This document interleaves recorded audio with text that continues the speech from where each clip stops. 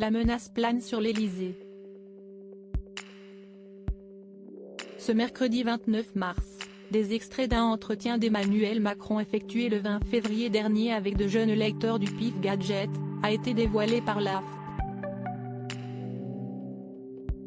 Le président évoque notamment la crise sociale sans précédent qui chamboule la France depuis que la réforme des retraites est discutée à l'Assemblée nationale.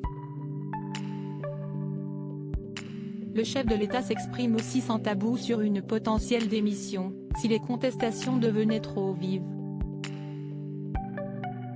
Pouvez-vous quitter votre poste en plein mandat, et comment ça se passerait si vous le quittiez ?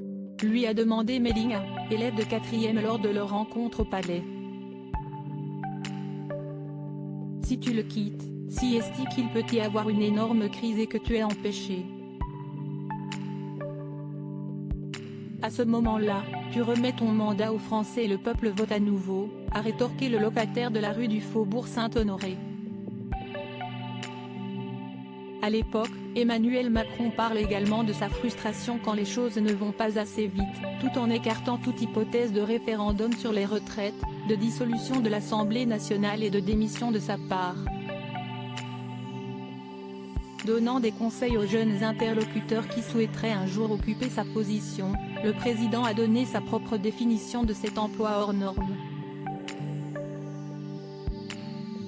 La meilleure manière d'y arriver, c'est de se faire sa propre idée des choses et de ne pas dépendre des partis des uns des autres, a-t-il fièrement déclaré, prenant exemple sur son ascension phénoménale en 2017.